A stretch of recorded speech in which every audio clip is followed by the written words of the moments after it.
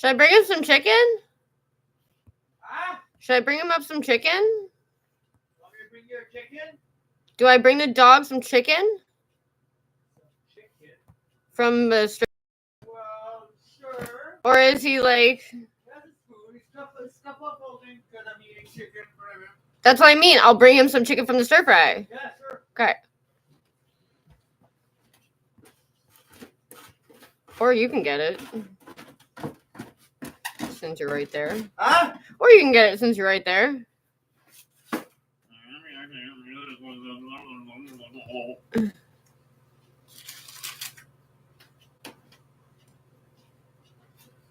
What? Like what? Retarded.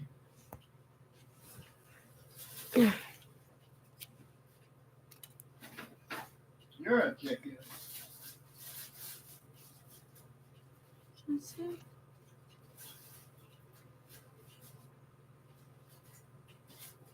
Client.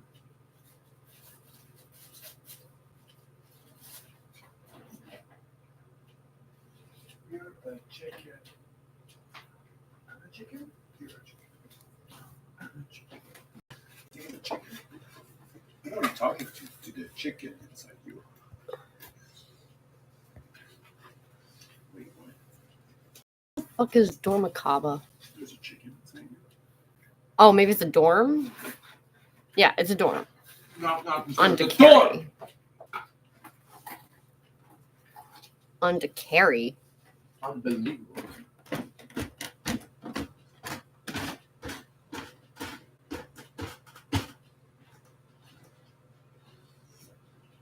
Oh.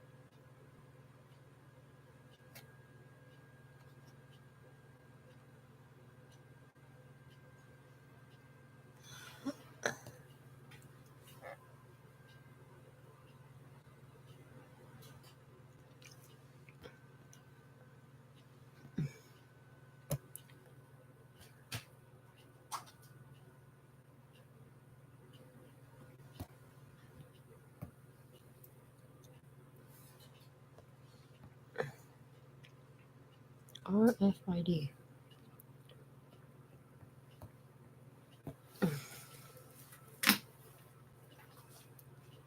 Oh, okay. Holy fuck.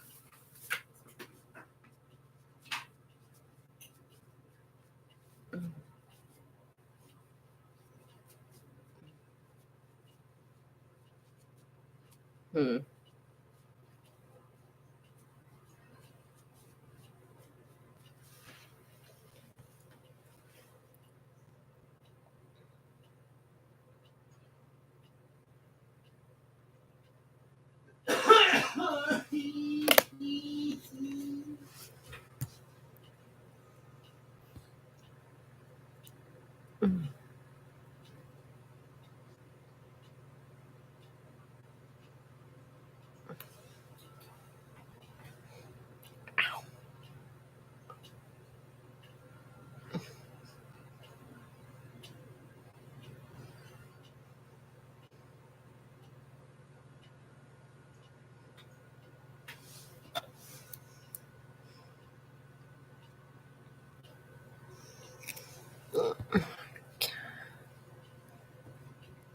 No. Cash.ca.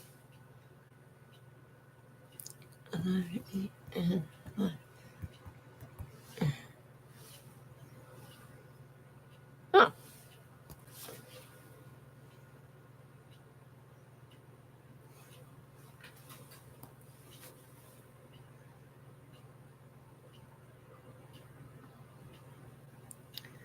Oh my god. 3, 6. Oh, fuck to party. 6, 3, 6.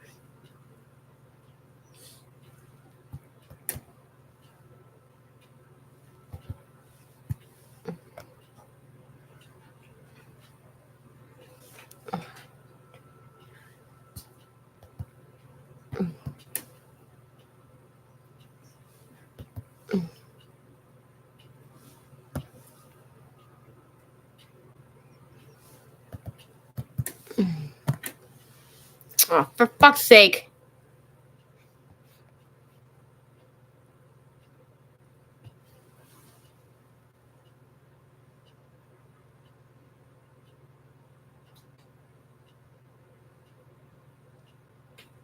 Are you serious? Am I serious? This fucking works. What works? The $50 gift card for cash. For casual spa? Yeah. Sweet. $50.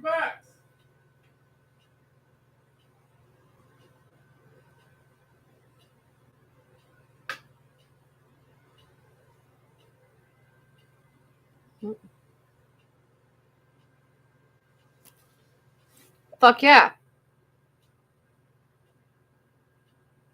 Like, fucking, I can't imagine what other fucking goodies were at the bottom of that shit. Like, fucking knowing, fucking those two probably fucking stole all that shit. Like,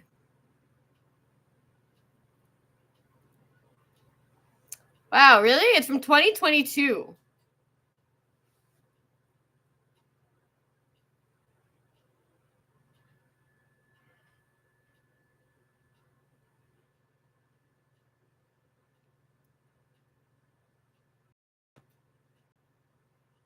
Mm.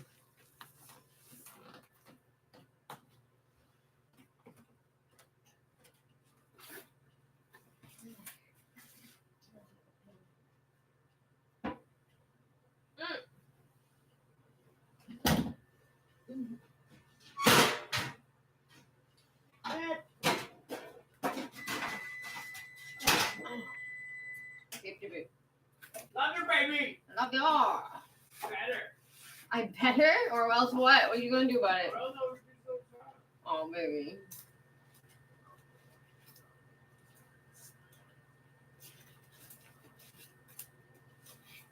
Or else what? I would beat you up. Tie you up, hold you hostage in the basement until you decide to love me again.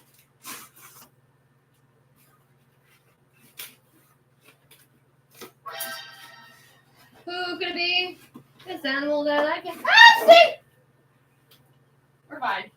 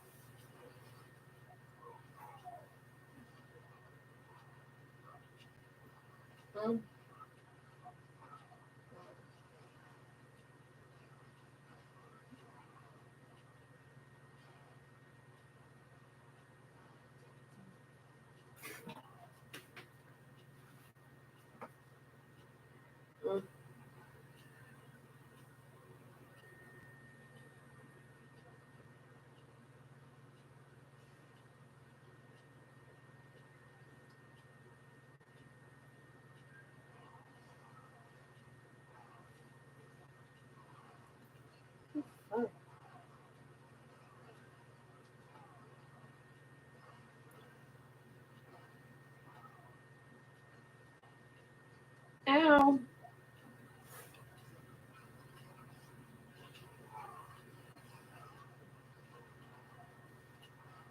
Mm.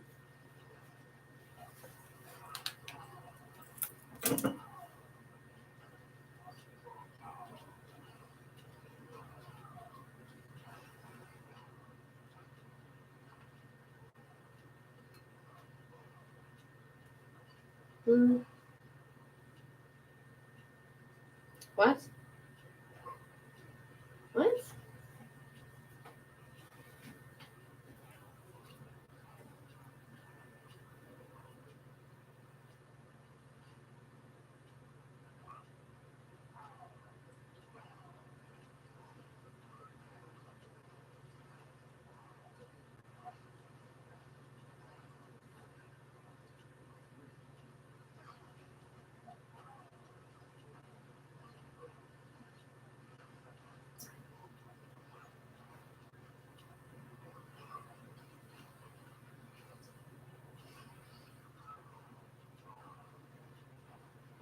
Fuck's sake.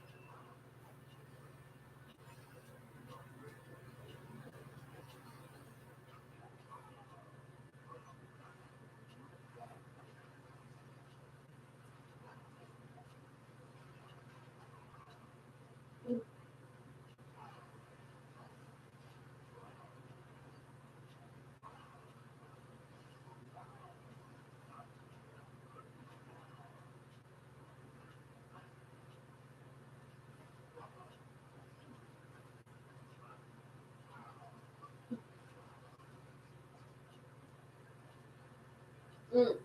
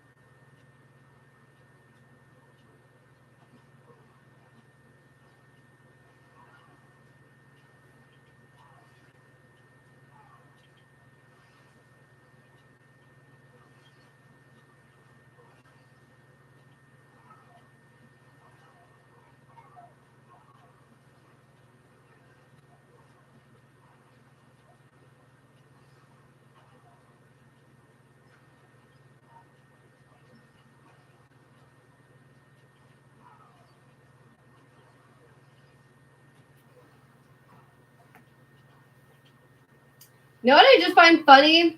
Pam saying, "Oh, I saw like the real Victoria." Are you talking about the real Victoria who doesn't get treated like a punk bitch? Like that Victoria? Are you referring to? I'm assuming. Yeah, no, but that's it. That's what I'm saying. It means that you acknowledge that whole time you were thinking you're like a pushover. Yeah, no, and I'm patient, but like I'm also not a bitch. Like you don't just fucking treat me how you feel like it like is acceptable. Like I'm like, and I don't really like. My standards aren't super high either. Like. No, that's it. But like fucking. I really hope she gets over this fucking soon. So she said that her aunt called her back.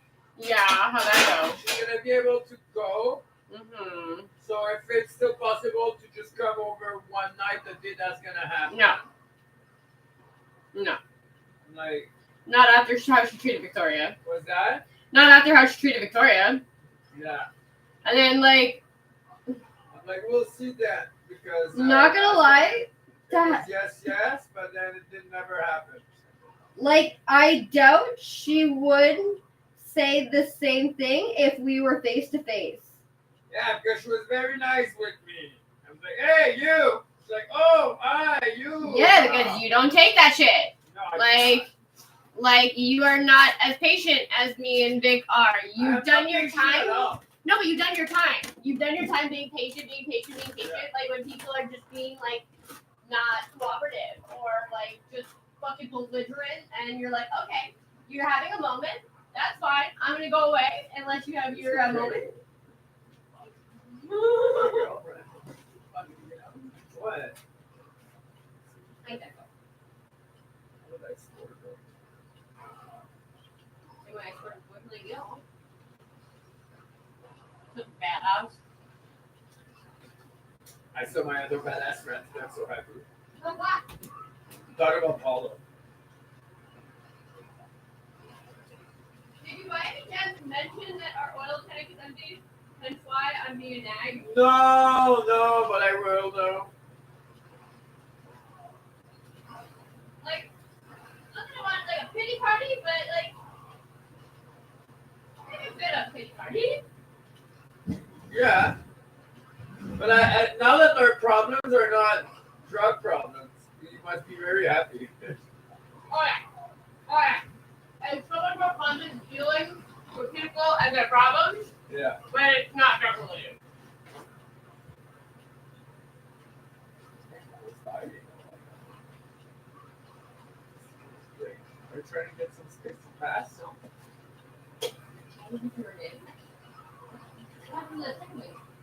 I brought them downstairs. Thank you, baby. Who, me? Benola. I said I know. Oh. I know, love.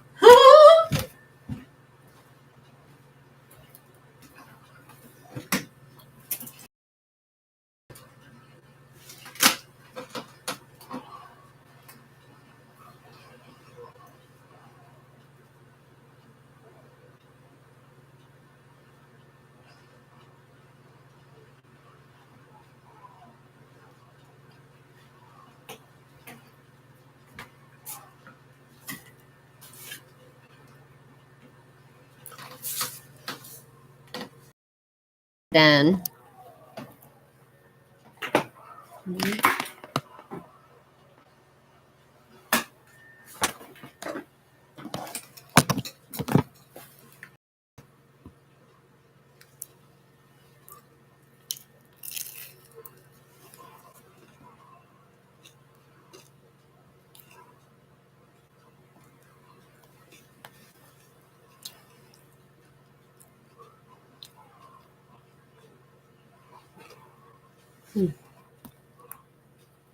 Oh, that hurt.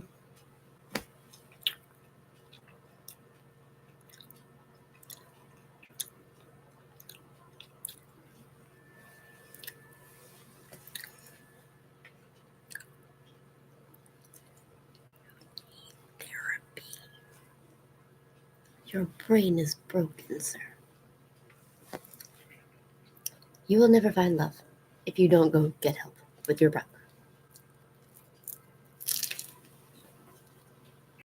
I'm not right.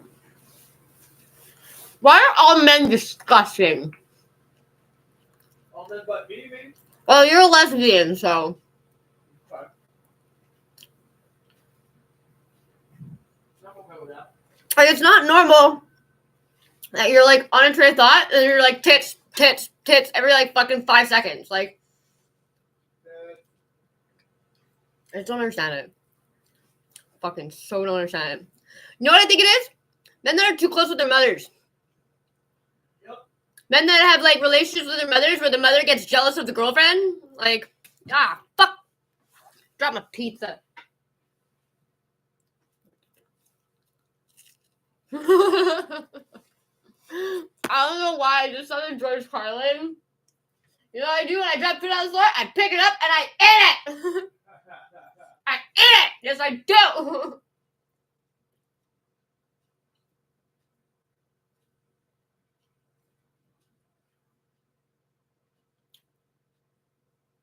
Right, YouTube.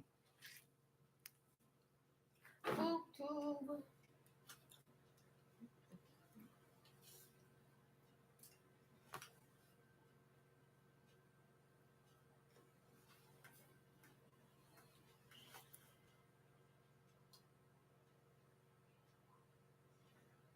I feel like the only downside to this $50 gift card at the cash is that I have to go to the cash, and it's almost definitely going to be way more than $50.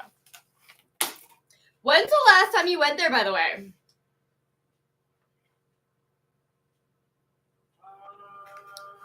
I think 20 years ago. Oh, you have not seen the new menu. I don't even remember the fucking menu. 3 kinds of wings at the cash. Yeah, did they have like fucking advice for that before? Because it's the cash. And why would you go there other than game nights and getting wings? Yeah. They took away the big yellow airplane. I don't even remember the yellow airplane. Okay, you absolutely have to remember the yellow airplane because every time they score a goal, it would fucking light up and like be like. What? And then you gave free wings.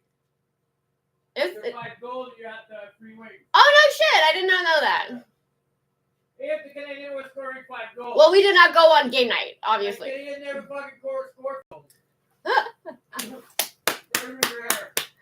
I saw someone driving around with a Toronto Maple Leafs flag on their car. I was like, "You are a brave soul, you," because it's no longer like, "Oh, I'm gonna get my car egged." It's gonna be like, "Oh, they're gonna put a fucking hit on me." No, you're gonna get your car flipped.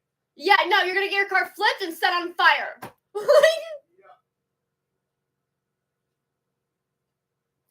Okay, you're being banned. I don't like you. You're like a creepy fucking pedophile person. Don't like that.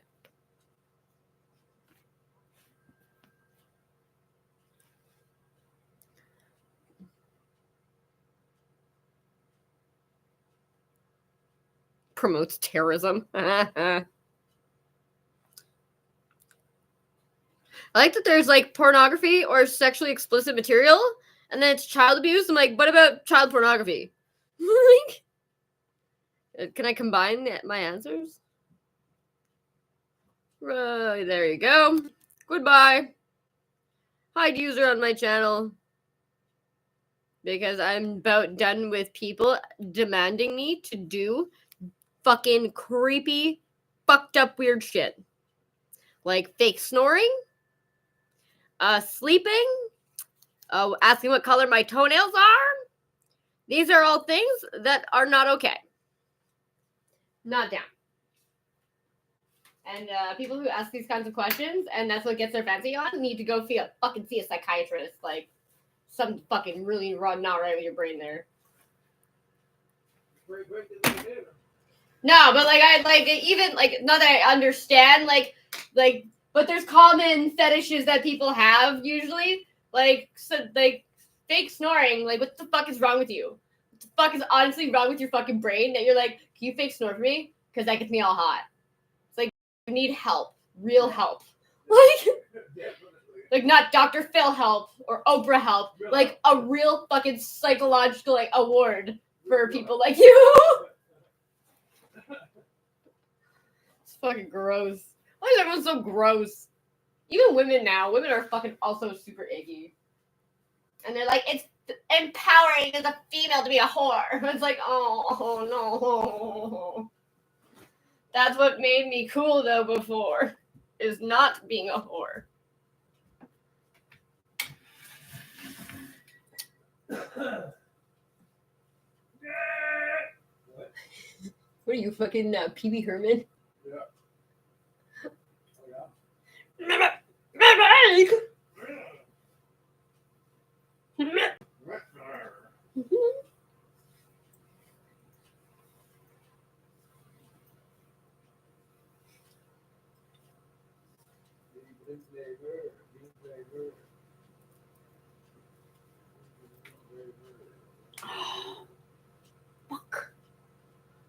fucking booze at Dom's.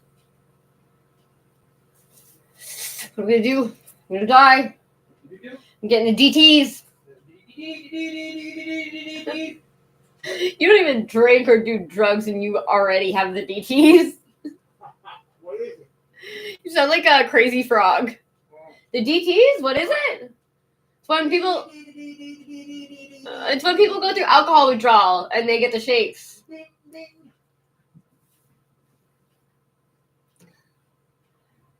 I was actually thinking of doing Nez Rouge at some point. Driving for drunk people? Yeah. Oh my god. I'm gonna fucking kill them all. Actually, it was Dustin's dad who used to do it in Chattagate. I puked in your car. No, but see, I already know. I can literally look at girls that are drunk and be like, you need to go puke first. And then you let them fall asleep in the car, and you do not wake them up. You just let them sleep through the car ride, and as soon as they fucking the car ride, you get to your destination, you throw them out of the car so they puke on the outside of the car. Nah, it's really easy to tell when girls are white girl wasted, and it's like there was a girl at Fatal that I was talking to, when I first started going back, and she was literally going to court for puking in a taxi. And she even gave the guy money to clean it. But he's suing her for destruction of property. Wow. Under 5,000? I was like, are you fucking serious? You should totally get a bunch of guys to go beat this person up. Like, why the fuck? Like, you're a taxi driver. Kind of comes with the territory. Like, so like, really, the first time a girl's fucking pukes in your car when she's drunk, really? Like, not even a taxi driver that happens to me. The girl's peeing in my fucking car. Fucking so stupid. Why do people do fucking Xanax? No, ketamine.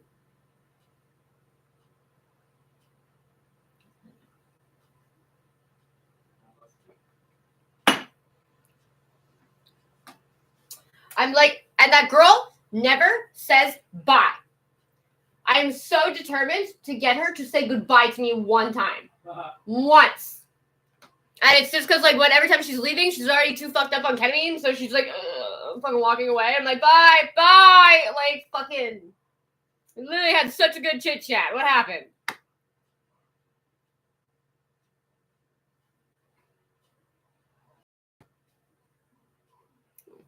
Pretty charged. Gotta get more charges for shit.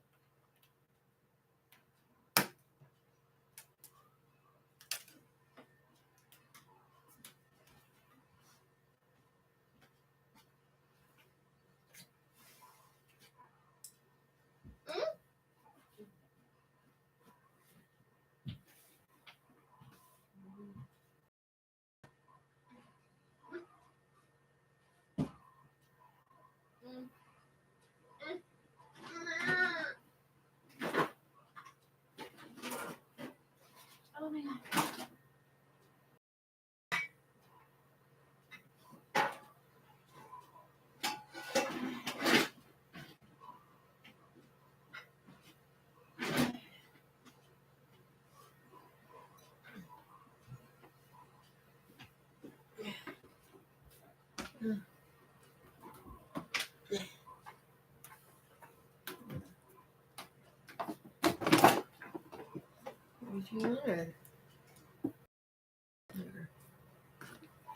Why are all my computers like old fucking lawnmowers? It's like you have to fucking do it a couple times. Fucking, for some reason, it has to heat up before it starts working properly. I stole my pan back. Nice. It's so pretty. The only reason I'm like adamantly stealing it back is because it's one of the few things that John. Oh, yeah. Yeah, he was like, why would you take someone's like old dishes? That's gross. Don't we have enough dirty dishes that you have to clean already? And I was kind of like, yeah. Well, you have the nice white pan, so it's a miracle that I didn't fuck that thing up.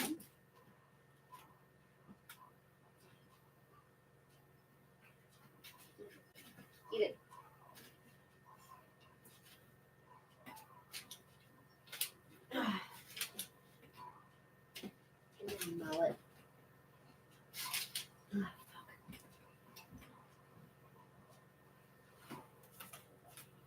Mm.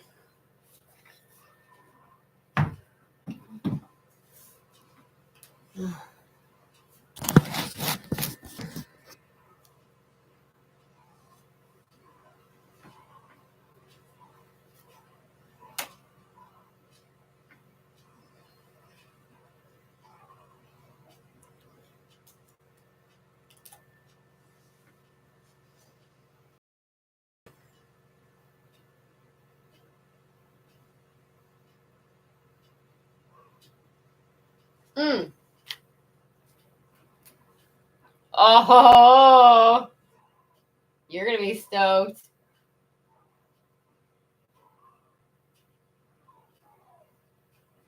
It's amazing. You guys literally turn markers into like a crack currency. Absolutely ridiculous. Oh, cool.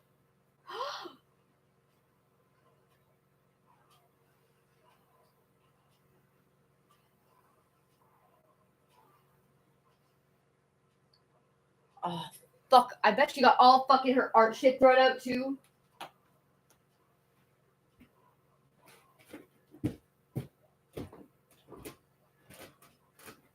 You want it? What? What is it? From the fancy markers? This far. Oh, Amir just there? Thank you. You're welcome. You guys are like crazy about them, and you guys turn them into like worse than a crack currency. It is. No, you guys are super serious about your fucking markers. It's absolutely ridiculous. No. Why not? I'm just gonna throw you the pack though. I'm gonna take a couple.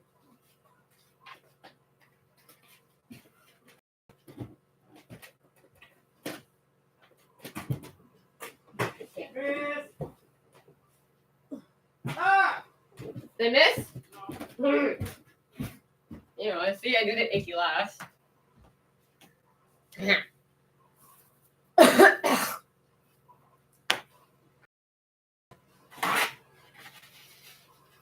Blech.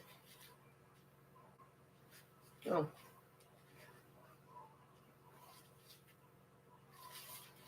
Not ideal.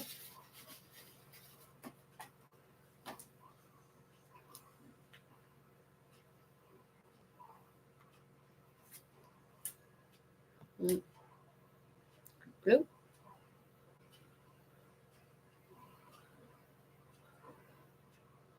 No, it sucks. She's crying that fucking all the shit that does not belong to her got thrown out. Like, that's what Marianne's essentially crying about. That all the stuff that she's accumulated from taking from other people all this time, that's what actually got thrown out. Yeah. Like my fucking trying to be fucking nice. She fucking never gave them back, and then when I brought them up, she's like, I can't imagine what random fucking stuff I found in the garbage years later because people get rid of it. And Or like, get that was evicted. mine. That's where. Oh, I died! oh shit, sorry. First time I died of the day! I'll shut up. I'm sorry. No, it's not you. I just died. Distraction.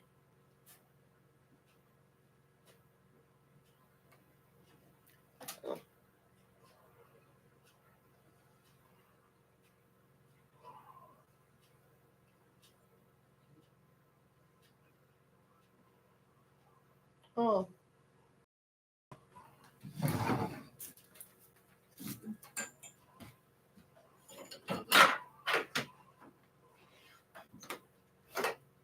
Oh, Ophelia.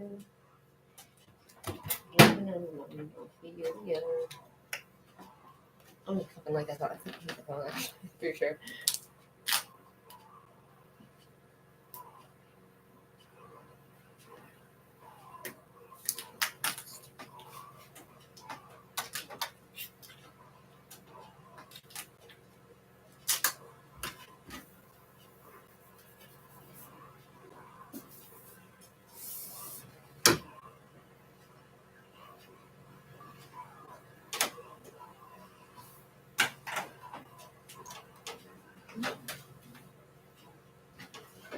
I don't have any potion.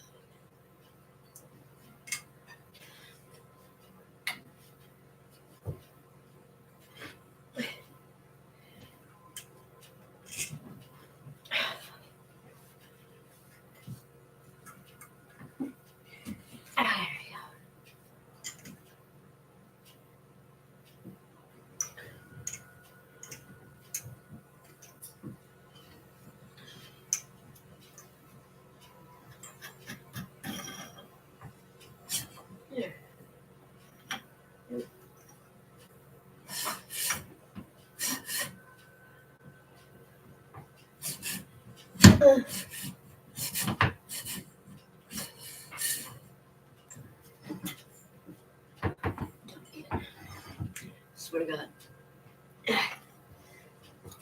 God. Whole jokes will be fucking pissed.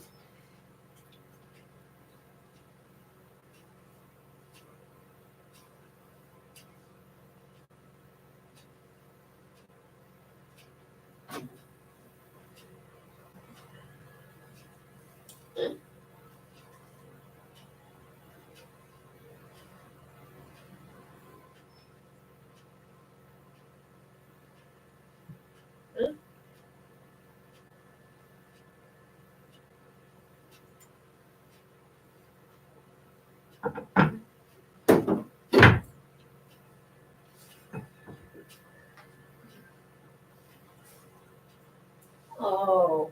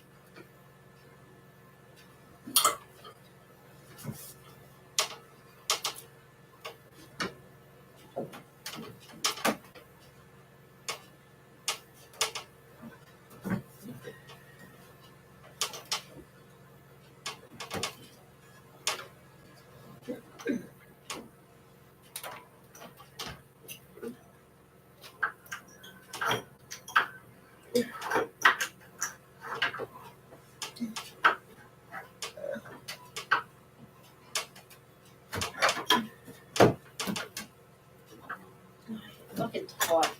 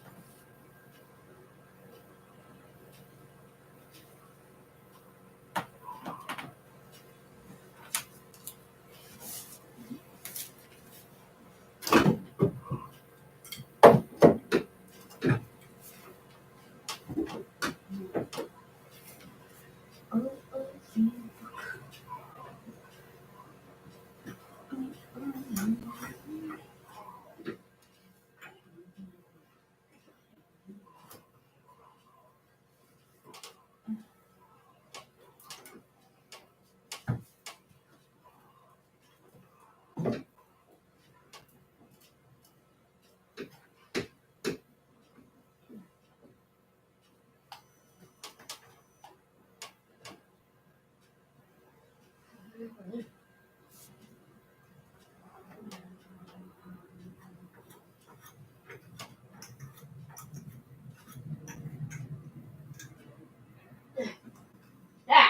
there we go. Ah.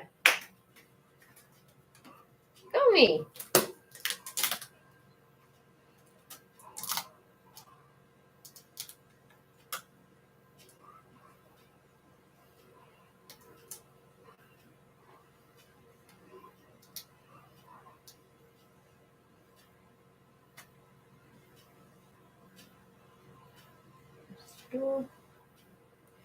Restore phone.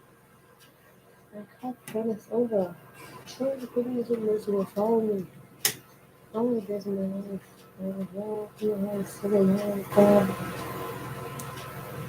Hmm?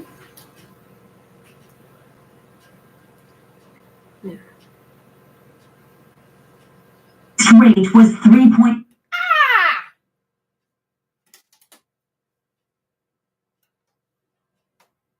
3 what? 2,000 a month has shot up by nearly 400. Oh, they're talking about the real estate market. Even if the Bank of Canada drops the rate by a full percent in the next year or so, it's still very unaffordable for many people. Mortgage experts advise anyone buying. What happens when a real estate agency goes bankrupt? Rate as early as possible, given most lenders will hold them for up to 4 months. What happens when a real estate agency only has people that are not from that country employed there? Oh, and then they go bankrupt. And then where do they go? Back to the country, While obviously. higher interest rates cooled the housing market last year, realtors say they are starting to see more showings and more offers on homes, even though January is typically a slower time. Fucking vacation, obviously, in their recreational homes. Won't be less expensive What the fuck does that even mean, recreational home? Many economists Less predict the first throwaway one money. won't come until June. Vanessa, Just like, what the fuck does that even mean? There are some serious allegations in the hockey world today. And Yeah! former members of a Canadian World Junior team. The allegations of sexual assault date back to 2000.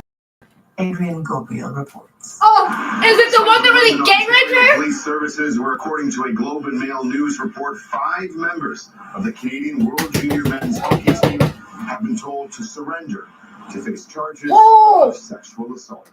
Oh my god! The Mail, the charges are connected to the alleged group sexual assault of a woman inside a hotel room just down the street filmed from where it! I'm standing following a Hockey Canada gala. They in literally June filmed 2018. it. Then Here in London, Ontario, have yet to confirm or deny that report. In April of 2022, a woman filed a lawsuit against Hockey Canada, the Canadian Hockey League, and 8 unnamed players, seeking $3.55 they tried to say that, she showed up willingly, and it's because she was looking to get it in with like play hockey players, hockey players. But afterwards, 7 claiming she was directed, manipulated, and intimidated into remaining in the hotel room where she says she was sexually assaulted. Great. Did you know that 5 Get players from the 2018 World Get Juniors are now on leave from their respective teams in the NHL and 1 in Europe? Though it's important to note that the identity of the players involved in the allegations have yet to be confirmed by the authorities. Adrian Guarantee you it's not Price, because I'm sure he's in rehab still. There's a new Huge difference. This is a huge difference between that and what Jesse did. Yeah. To call Jesse a rapist and a danger and threatening to women, like that is not even close to the same fucking thing. Yet apparently it's the equivalent to general society. Because people who do stuff like that, they do not come out and be like, I want to apologize. I obviously hurt somebody, like, and I didn't intend to, but obviously, like I did something that was not okay with that person. So I'm going to go back to BC to reflect on it. Like, I'm going to go get help. Like, I'll come out with these statements and be like, I feel really bad that I hurt somebody. I was not aware that that was like hurting them, but obviously like I have to go back to BC just to reflect on what happened, and I think that they set him up. I think all those girls there, I think they wanted him out. Same with what they did to Marlo. Because like one of them fucking gets a bad attitude and they're like, I didn't feel comfortable at a certain point. Did you speak up? No.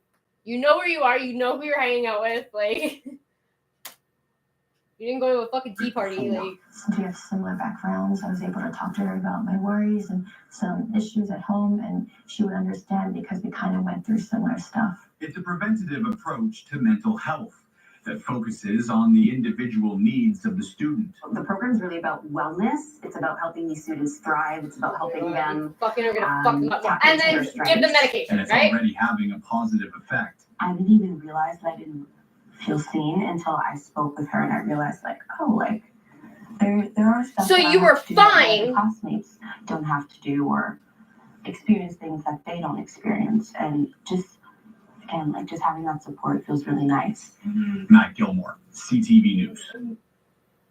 And there is a national suicide crisis hotline for people in crisis. That number is 988. Also, the QR code on your screen. Not will take you to more resources on 811? our website, ctvnewsmontreal.ca. And Lori, there's already some freezing drizzle up there. That's right. Parts of the island already starting to see some freezing drizzle, and we're seeing flights out of Trudeau International already being delayed or canceled both for tonight and tomorrow morning. On all those little Cessna planes that are going over. Across southern Ontario. It's still quite cold in Montreal. We're sitting at -8 just south of the border, 2 degrees right now in Plattsburgh and Burlington. But as that warmer air starts to move in, and as the bulk of that precipitation moves in, we're actually expecting it to see it fall rather in the form of freezing rain. So steadier freezing rain is expected later this evening. It is expected to continue into the overnight period. We've got widespread freezing rain. I'm Jared, and there's a 90% chance it's already raining. And another round coming on Friday. That's all coming up. What are they doing? And coming up, it is difficult to know just what happened. What surprised me more is just how quickly the narrative came out from both the Russian and the Ukrainian side. A Russian plane has gone down carrying. Or you know what? It's funny how Christmas fast that Canada came out to Ukraine to save the day from Russia in case of getting any ideas. It's a U.S. training center in Gaza. This is CJAD 800 Listen anywhere, anytime. at CJAD800.com. The iHeartRadio app or on your smart speaker. Now, an update from the CJAD 800 Traffic Center. We do a Eastbound side of the map. Eastbound side of the 20 from before on Gridio through to Ville St. Pierre. Also volume on the eastbound side of the 20, 32nd to 1st Avenue. Northbound to Cary, losing time there. Also delays southbound to Cary, starting at the top, rolling up to Van Horn. Off and on slowdowns, westbound side of the Met now between PNF and the DeCary interchange. Also delays on the westbound side of the T-Can, starting Cavendish, rolling out to the 13. Did you know there are prescription treatments for mild to moderate COVID-19? Ask your pharmacist or doctor what could put you at risk for severe disease like being over 60. I'm Lauren Glazer from the CJAD 800 Traffic Center. Entrepreneurs Montreal by BDO Canada is celebrating its 15th season, spotlighting leaders in Quebec business. Every Saturday, we deliver wisdom and expert advice from entrepreneurs like Stéphane Coury, president us about fair trade, how he conquered the Montreal restaurant market and stays innovative after 3 generations. Join me, Dan Delmar, and BDO Canada's Michael Newton for Inspiring Entrepreneurs Montreal, Saturday at noon on News Talk Radio 800 and then on iHeartRadio. It's like kind of do the naturalist thing, but like fucking town-wide. Sephora all you can eat crepe festival. 1 crepe is $10. 5 crepes, $10. 10 grapes, $10. Yeah, but I also don't eat food that's made by separatist, racist, fucking elderly cunts. So there's that. Do you want to go pay $10 for a bowl of Fruit Loops? Not particularly.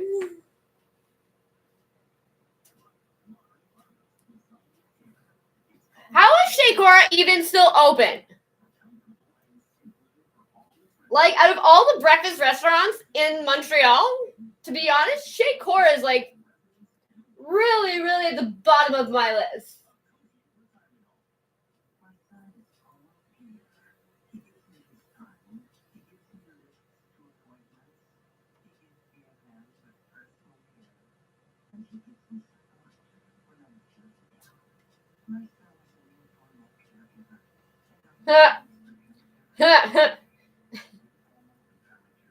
Informal family caregiver.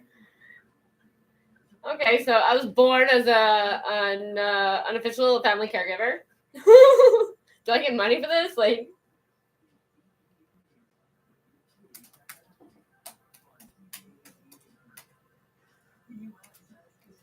Tank shells hit its training center in southern Gaza, where hundreds of people were taking shelter. At least 9 people were killed. Matt Bradley reports from Tel Aviv. We just heard from the United Nations Relief and Works Agencies that a major UNRWA, as it's called, training center was struck by the Israelis in the Gaza Strip. At least 9 people were killed and about 75 were injured. This could become a mass casualty event, according to the then why did you stop and say it's a relief? Palestinians who were sheltering in this training center.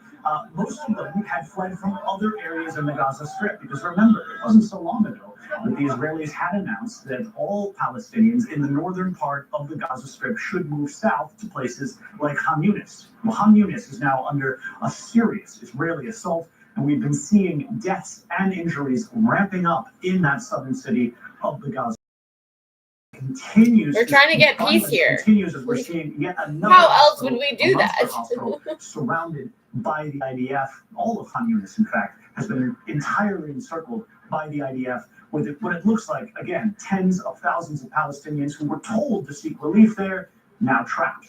Many of them are finding it very difficult to go further south to Rafah, near the border crossing. And then they don't move, and then they go, well, they should have moved. We told them to move to places, but the places that you tell them to move to, you bomb. The IDF suffered their largest number of Israeli casualties, 24 people killed in one day, 21 of them in one incident. It does not look as though the fighting in the Gaza Strip is going to be subsiding anytime soon. Matt Bradley, NBC News. That's fucking sick. A Russian military transport plane has crashed near the border with Ukraine, and each country is blaming the other for what happened. As per usual. Guys are literally fucking like perpetual children, like adult children. All you fucking boomers, man. No, you don't know. She did it. He did it. Blah, blah, blah. Like fucking, you guys are fucking so useless. Like, and saw a red flash. The Kremlin says 65 Ukrainian soldiers were being transported from Moscow to Western Russia as part of a prisoner exchange.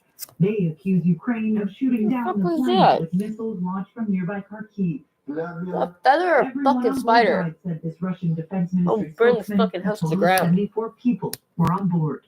Officials in Kyiv have not commented directly on Russia's accusations, but said they were not asked to secure the airspace as they were in past exchanges, adding this could be a planned act by Russia to destabilize the situation. What surprised me? Oh, but I thought Russia wasn't doing too hot right now. I thought Putin was about to. I thought Russia was with glass, and Putin's about to give up. Major General David Fraser says it's too early to know exactly what happened, with both Ukrainian and Russian. What exactly happened is information. As per usual, you guys are a bunch of fucking imbeciles. As the war approaches its 2-year anniversary. I expect to see the Russians do even more attacks on a small scale, trying to take a football here, a flying there. We've got a Russian You guys are like homing missiles, and he's just like bop out. Every single one. Great. Officials say more than 40 missiles launched toward 3 different Ukrainian cities. Yeah. 18 people were killed. Dozens more injured. Well, you know what? At least he did the right thing and fucking evacuated his children first. Something that is expected to change. That fucking parents were using as fucking leverage. Like, President Volodymyr Zelensky fucking propaganda military fucking bullshit. aid as it gets ready for spring. Heather Wright, CTV News, Toronto. And coming up, she's not giving up. This race is far from over. There are dozens of states left to go. But your marriage is! Ha ha ha! But says she's staying in the race. Well, now that you're divorced? Or getting divorced, I'm assuming. But in the real world and at the Academy Awards, it's still about Ken. This is CJAD 800. For best of audio and a list of sake, man. Go to CJAD800.com. Now, an update from the CJAD 800 Women stop Traffic Center. speaking for all We women still in have general slowdowns because, northbound like, to Cary with volume starting Sherbrooke up to the top. Also delays southbound to Cary now from the top rolls up to Jean Canal. Southbound 15. yeah, we're done. I'm really, really fed up with one female being like, as a woman, I would just like to say, it's just like, okay, but this is just one individual female's opinion, especially not majority of female opinion.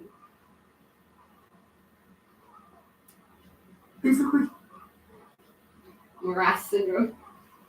King. All eyes were on the Bank of Canada this morning as it was set to make its first interest rate announcement of 2024. We got our answer at 9:45 this morning, and to the surprise of no one outside of the real estate industry, the bank maintained its policy rate at 5%. Gotcha.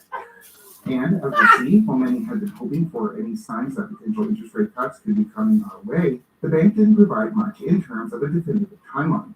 Noting that although it does expect the CPI to return to target in 2025, it remains concerned about Canada's core inflation rate. So tomorrow?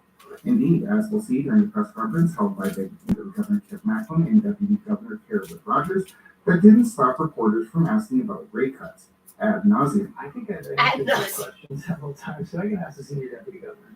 So what I want to do today is briefly go over the bank's policy announcement and then take a look at the press conference where the governor discussed potential rate cuts, quantitative tightening, government spending, and the future path of inflation. And then we'll discuss what to look for next. Speaking of what's to come, the bank announced in December that it was going to be holding a press conference at each and every rate announcement this year, and the governor, looking ever excited about the prospect, reiterated that in December as well. We will continue to cover these announcements in the press conferences held thereafter throughout the year. Click like and subscribe if you want to get those updates, but for now, let's get into this interest rate announcement.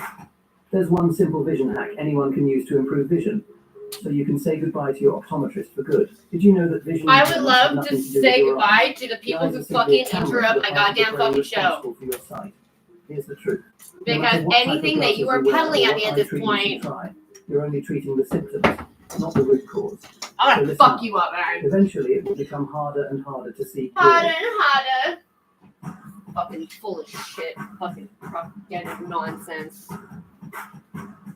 On to the announcement. As mentioned, the Bank of Canada maintained its policy rate at 5%. The bank noted that it expects inflation to remain above 3% for the first half of this year, but also remains concerned that core inflation isn't moving sustainably downward.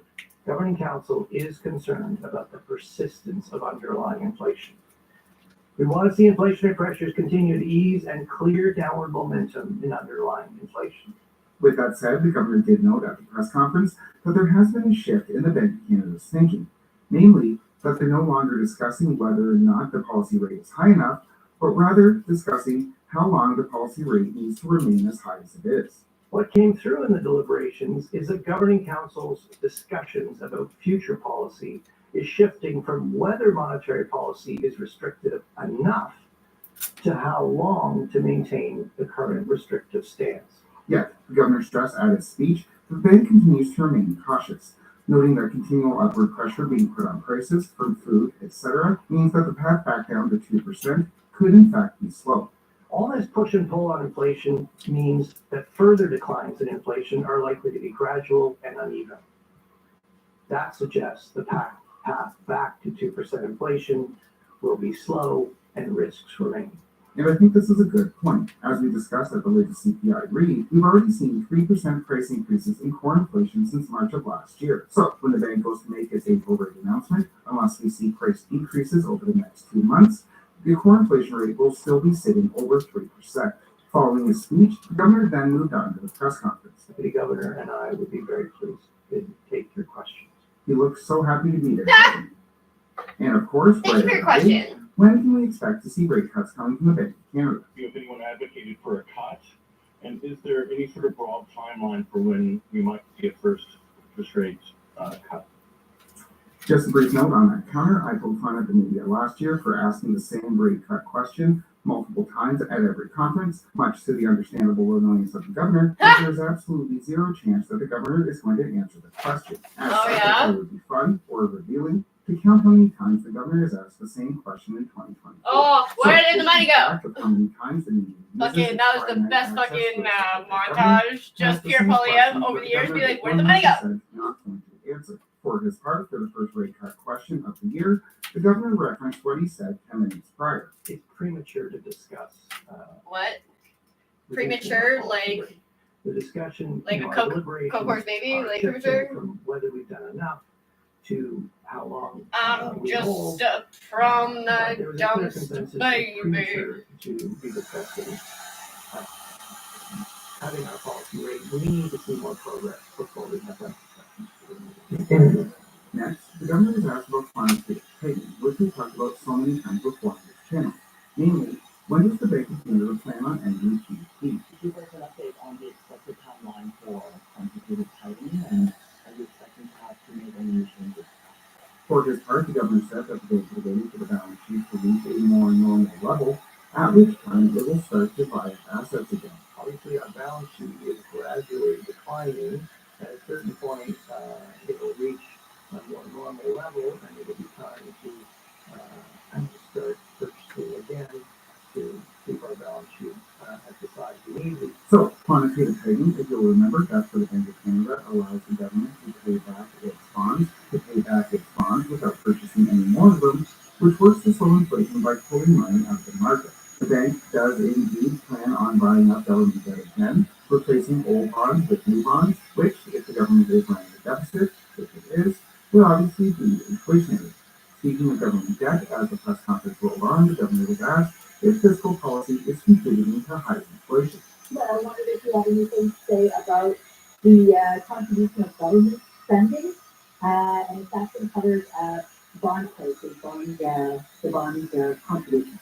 The governor noted that although current fiscal spending isn't helping or hurting current pressures on inflation, any additional spending could indeed put upward pressure on prices. If all those governments actually do spend all that, it's certainly not going to help us relieve inflationary pressures. It's not seriously getting in the way, but if governments were to add more spending on top of what they've already planned for this year, it certainly could start getting in the way. Did you get the point? Next, the governor was asked, yet again, to address the mortgage interest cost argument. The mortgage interest cost argument being put forward by the usual suspects, namely, that if mortgage interest costs are the main contributor to Canada's inflation rate, then can't the Bank of Canada just lower interest rates and inflation will come down? As you mentioned, shelter costs remain the biggest contributor to this above target inflation, but the Bank of Canada does have a direct impact on this, as when you set the higher interest rates, that it is contributing to the higher mortgage rates. Maybe you can tell what's his name? Paulo? Tell me 800 instead, like that target inflation rate and give Canadians. Because like honestly, he gave me a great deal for the last car. The governor gave the same answer that he gives at every And like I feel like 900 is a bit much. Like living at the bank but it does like he does have to tow it, so like he's saving me the towing basically, which would be like $130. So but everything else could go up. Yes. And like super yeah, no, whatever. It's just like that way you can kind of like slip it in at the same time, letting him know that like it's not because we're like pushy and trying to be like, I need my crack money. It's that we have no fucking heat in our house and it is starting to get hella cold at night. If you look at the share of CPI components, and we have to like huddle together like we're squirrels. That's slightly over 50%. So what this is telling you is that there's still underlying inflationary pressures across many goods and services. There's certain inflation is still somewhat broad-based, and that's why we're concerned about the persistence in underlying inflation, and that's why we're holding a policy rate sensitive. And on this note, given the persistency of the mortgage argument coming from the usual suspects, I took a look back to 2021 when mortgage interest costs were actually pulling down the CPI and couldn't find any calls for the Bank of Canada to raise rates, given that the inflation rate was being artificially pulled down by artificially low mortgage costs. I had no idea. So, in summary, we do see a marginal shift coming out of the Bank of Canada, which is no longer considering if interest rates need to go higher, but rather considering now how long they need to remain as high as they are. With that said, the bank stressed that it is not yet considering rate cuts, noting that it's still concerned about core inflation. The governor was asked 3 more times during the conference about rate cuts, timing, and extent, and gave the same answer 3 more times, totaling 5 questions about rate cuts in a 40-minute press conference. The media then asked about Bank of Canada's operations that we've discussed so many times on this channel, where the bank is now providing short-term loans to somebody within the banking industry. Further, the governor was also not asked about the Canadian mortgage bond buying program, of which the Bank of Canada is going to be involved and was announced just last week. I had no idea. Yet, we get 5 questions about rate cuts, of which there's no chance the bank is going to answer. So, a shift coming from the central bank, a marginal shift coming from the Bank of Canada, but a shift nonetheless, whereas the media remains dependable as always. We will continue to track the bank's press conferences on this channel, as well as what's not covered at those conferences. Make sure you click like and subscribe if you want to get those updates, but for now, thanks so much for watching. You're welcome. So you I like you. You're great.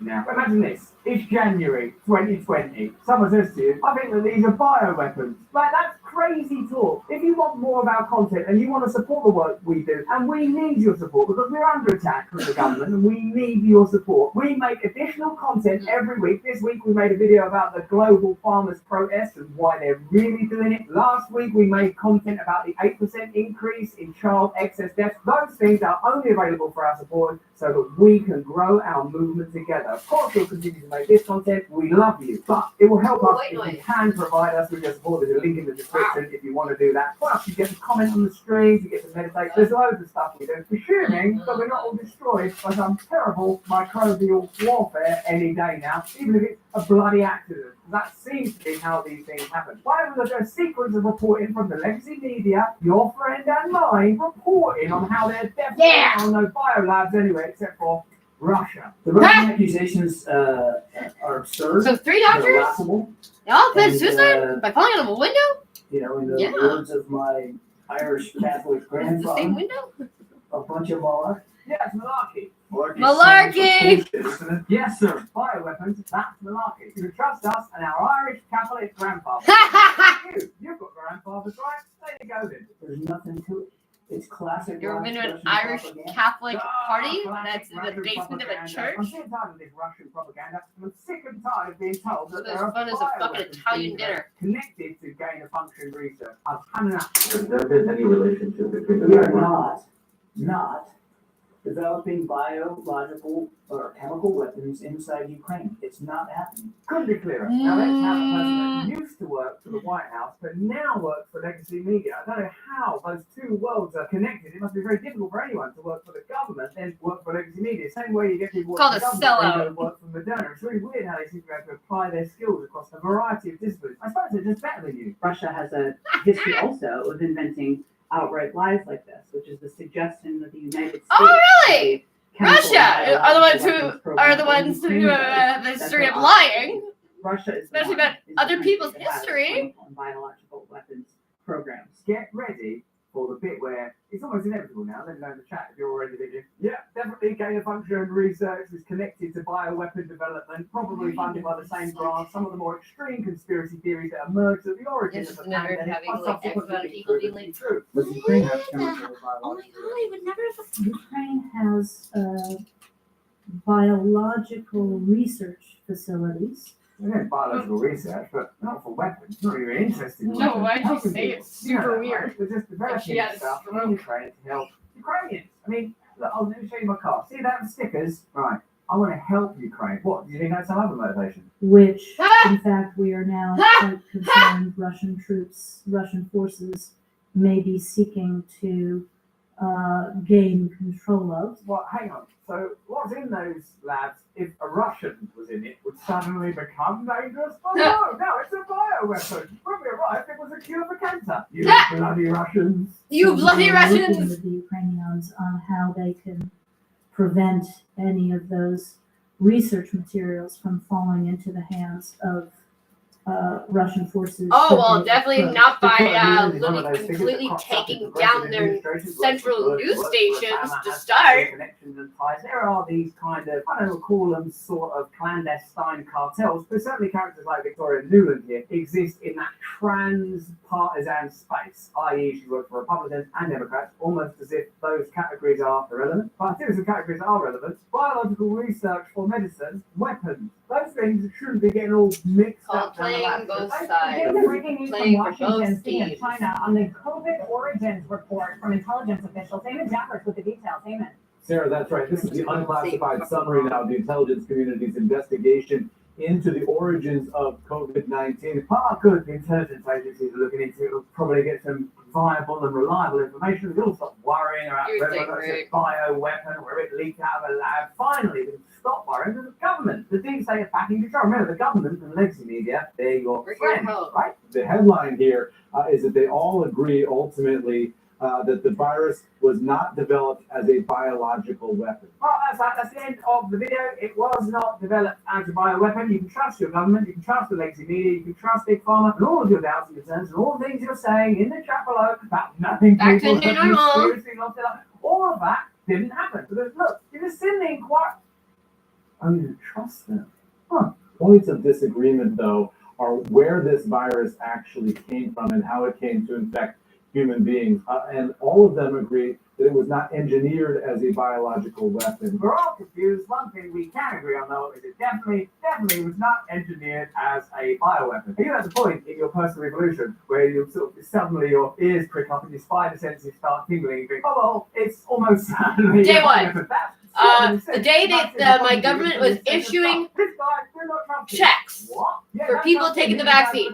If you fucking or they're paying like literally cash on the spot. If you go get your COVID vaccine, I'm like, that does not happen. You bastards took the absolute piss for decades. You have this idea. Not vaccinated. Fuck yeah. All you bitches. All y'all bitches. Has been treated as something Sheeple. of a conspiracy theory. Now you're seeing at least one element of the U.S. intelligence community endorsing that idea, but only with moderate confidence. And remember, intelligence assessments are on a sort of a spectrum. It's not necessarily 100%. Like the gay spectrum, you mean? Russia, black or white. Russia bad, biolabs, bioweapons, they're bastards. When it comes to the deep state, they're in this spectrum. They're so complicated. They're like Kandinsky. It's so complicated over there. And even they're only moderately confident at this stage. But it was a lab leak. Well, lots of news coming. Or 0%, sometimes they say, we're about 75% confident. We're about 55% confident. We can't keep bringing you this groundbreaking, revolutionary, heartwarming content without your love, dedication, and devotion, and without the support of our sponsors. Can you believe that January is almost over? How's the New Year's resolutions going? Well, I can't bother with that. I don't have Mine was easy, of course, resolutions. as always, to focus on well-being and overthrowing the establishment. Now, we all know the foundation of well-being is a good night's sleep, and throwing over the establishment means a willingness to absorb a lot of flack. So if I could just do one thing to improve my sleep and overall well-being, it is taking the number one mineral for that. You know what it is? It also helps me personally on so many levels, I can't even describe it. You know the mineral? It sounds like an X-Man. Magnesium. Actually, I'm talking about the magnesium breakthrough by Bioptimizers. There's 7 different forms of magnesium in this supplement involved in over 300 enzymatic reactions in the body. Pretty much every function in your body gets upgraded when you take magnesium, from the quality of your sleep to your brain function to your metabolism. Stress levels will decrease. And let's face it, even if your 2024 resolution was to oppose this odd globalist regime, it's not going to hurt you to be healthy in order to achieve those goals. Because you're going to need quality sleep. You're going to have to be able to manage your stress if you're confronting the globalists. That's a fact, isn't it? So, do yourself a favour and make Magnesium Breakthrough part of your daily routine this year so you can get the vitality you need to conquer your dreams and the global elites. Go to bioptimizers.com/brand now and enter the promo code BRAND to get 10% off any order. Again, that's bioptimizers.com/brand. Now, let's get back to bringing them down. And that's what makes this difficult for policymakers going forward. Another thing it does, inadvertently I'm sure, is obfuscates and muddies the entire story so that people can't understand the depth and breadth of what's happened, feeling sort of suspicious, cynical and full of doubt, not knowing what's true, not knowing what's a wacky conspiracy. That's why following the science, as they say, can be pretty interesting. And here's some science. Wait, we're working at the speed of science. Following. Last year, multiple US government officials stated that sources in the US government were 100% confident that COVID-19 patient zero worked at the Wuhan Institute of Virology, WIV, and conducted risky gain of function experiments there. So, we're off the spectrum now, we're at the extreme end of the spectrum, 100%. This lab received funding from the National Institutes of Health, NIH, through EcoHealth Alliance, a US-based non-profit. So look at all these Non-profit, my all ass. these agencies. Where's the money coming from? What's their function? What's their purpose? Who do they work for? How are they funded? In 2018, EcoHealth Alliance applied for a grant from the Defense Advanced Research Projects Agency, DARPA, which many of you were talking about right at the beginning of this. DARPA, this agency, DARPA. I never knew until recently that defense was what the D stood for. Defense? So it's kind of military then. For a project called Diffuse that would involve Xi Zhengli's lab group at WIV and Ralph Barrett's lab at the University of North Carolina, that's the UNC. What is this project? Now, US Right to Know has obtained a full cache of notes and drafts from the Diffuse grant proposal for a Freedom of Information Act request. Remember, this isn't stuff that's been revealed. Someone, a proper journalist with integrity, went, give us that information, and here is the information. These documents reveal that the features of SARS-CoV-2 closely resemble the work described in EcoHealth Alliance's proposal. SARS-CoV-2's furin cleavage site primed the virus for easy transmissibility among humans and is absent from the closest known relatives of SARS-CoV-2. So, when they, under a microscope, observed SARS-CoV-2, it looks a lot like what was being described in the grant proposal from EcoHealth Alliance to DARPA. Is it possible then that it's the same thing? I mean, it only came from the same lab. I mean, they only told you that that's the research they were going to do. It's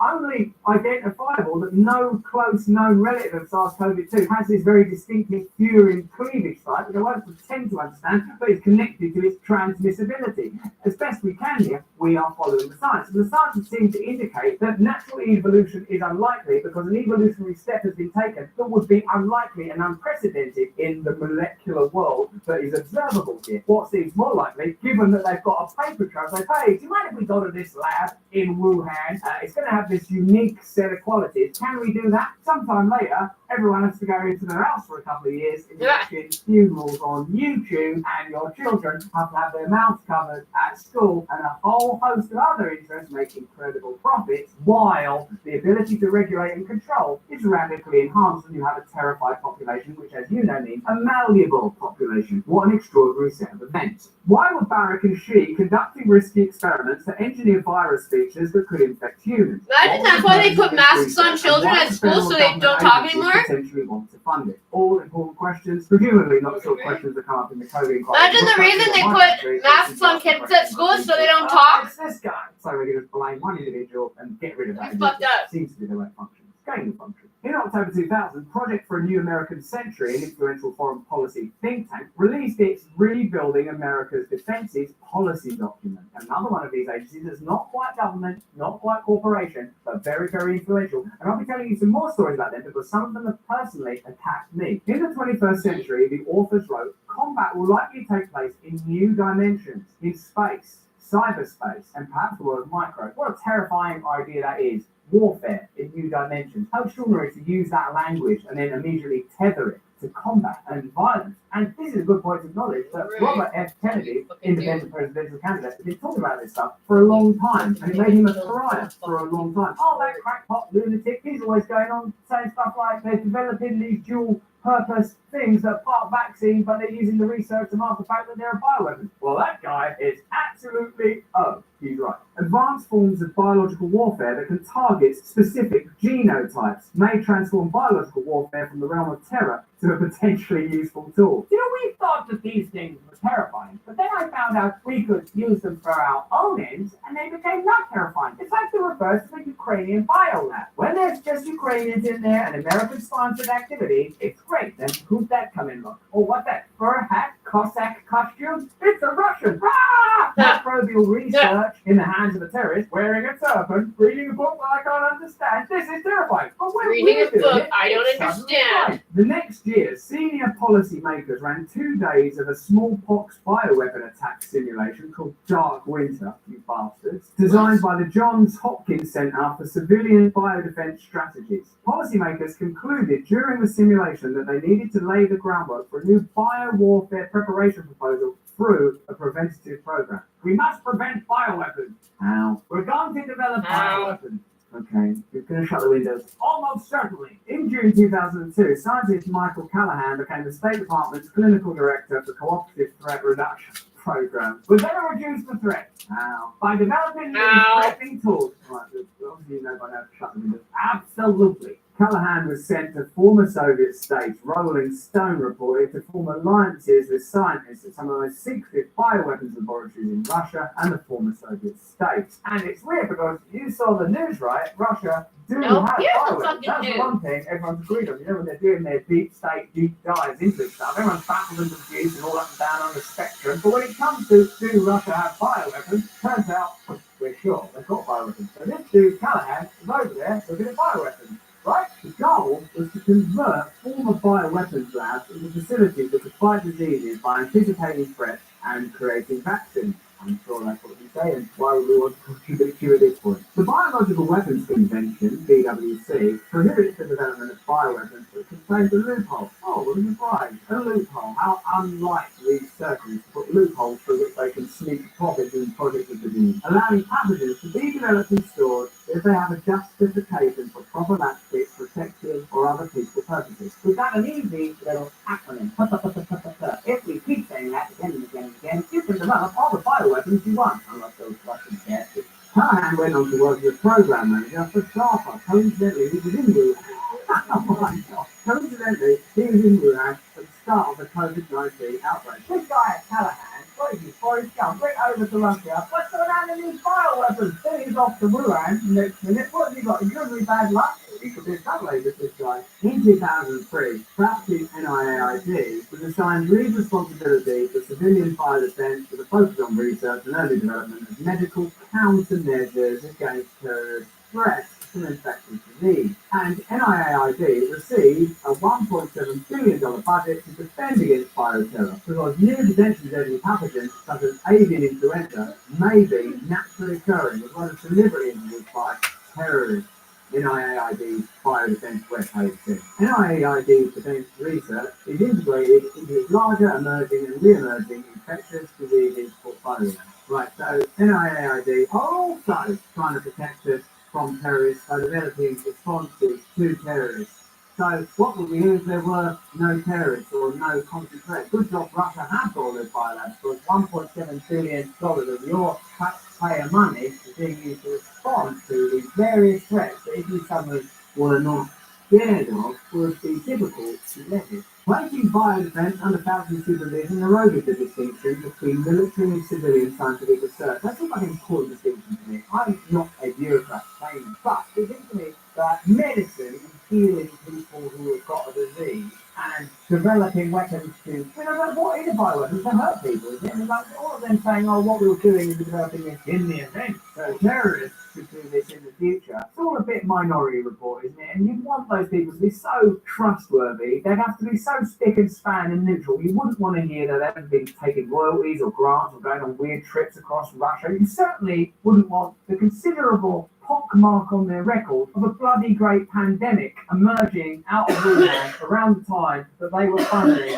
dual-purpose research and bioweapons, for which there is a paper trail, so bureaucratic as well as scientific evidence. At a molecular level, it's plain that that's what this is, according to this evidence. I found myself again never imagining that I'd be doing this, needing to learn from people that I never thought I'd be learning things from, namely bioweaponists, Fauci said in 2002. Significant time before this all happens, Fauci's having these odd conversations. People who are our own bioweaponists in the US decades ago, international figures, people from other countries, the UK, and also importantly defectors, particularly from the Soviet Union, who had vast experience in the ways of biowarfare. In 2004, the Biodefense Act outlined a response to bioterror attacks, which would include aggressive research programs, including red teaming efforts to understand scientific measures that could be used to develop bioweapons. Intelligence collectors, the act said, would be positioned to anticipate these threats. The 2004 paper from the National Academies of Sciences, Engineering and Medicine, Biotechnology Research in an Age of Terrorism, made clear the risk this type of research could pose. Biotechnology represents a dual-use dilemma in which the same technologies that can be used to better society can also be misused for bioterrorism with devastating results, the report said. Seems to me the very kind of thing that a population should be consulted on and that we should all understand. Perhaps if in 2002, when all this stuff was coming up, the whole population was invited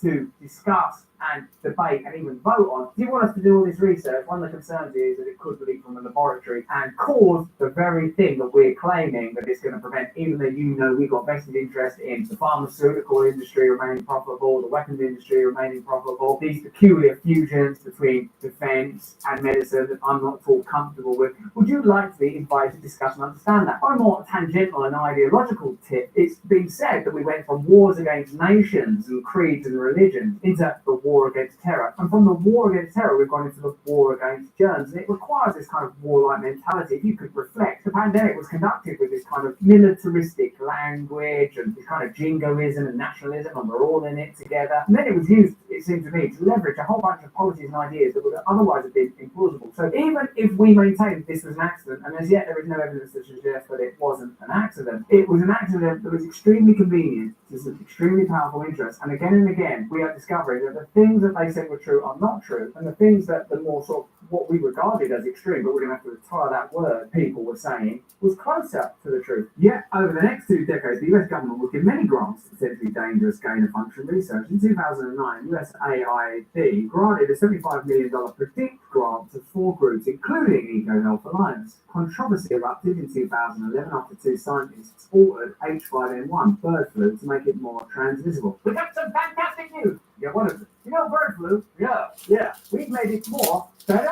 We've created a medicine to stop it. Oh, God, no, these are all that I write that down. No, we've made it more transmissible. So, how could I say Maddie to here? Have another grant. The NIH Biosecurity Board unanimously recommended that certain research methodologies not be published. Oh, you don't want to publish that. That makes us look like idiots. In response, Fauci and Francis Collins, then director of NIH, wrote a flu virus risk worth taking in the Washington Post, arguing that the benefits of gain-of-function research outweigh the risks. Sort of like how social distancing just sort of appeared. These risks are just sort of worth taking. Identifying threatening viruses can also facilitate the early stages of manufacturing vaccines that protect against such a virus in advance of an outbreak, they wrote. Well, there's some priming right there, wasn't there? They're getting as ready as the idea. Don't worry about it, we can vaccinate you for it. You fact, take the tablets. Diabetics instead have a pill. Depressed, there's some tablets for that. Pandemics everywhere, you need not worry. Let's go on a journey together. But if these things ever fell into the hands of the terrorists, what do you mean by terrorists? People just wear different clothes enough? Well, that will be a problem. After a tense meeting with Fauci and Collins in 2012, during which members of the NIH Biosecurity Board reportedly signed non-disclosure agreements, the board reversed its previous recommendations and voted to publish the H5N1 gain-of-function research. Then in 2014, following multiple lab mishaps, there's a sentence that covers a variety of things. Multiple lab mishaps. Well, there was the lab mishap where he lost an arm. And then there was one where we didn't shut those windows, did we? Oh, that was crazy. And what about back in Wuhan?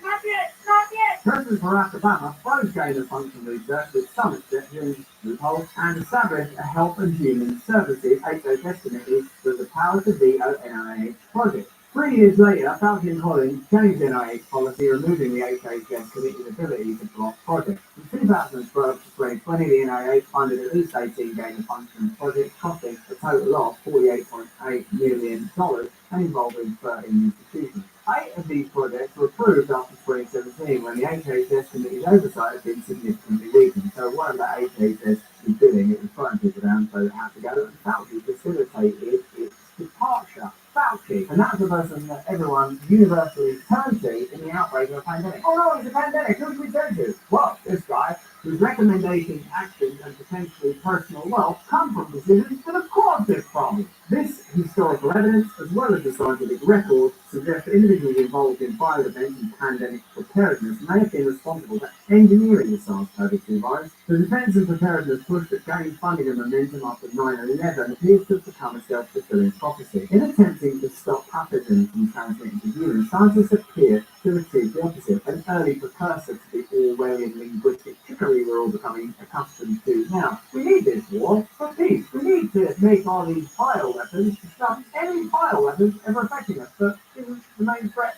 you? Kinda, but not to me. I make a lot of money out of it. The response to COVID-19 is toward the same biodefense planning and structure. Same people, after it has already gone wrong. That's ridiculous, isn't it? What if we just carry on doing what's caused all this?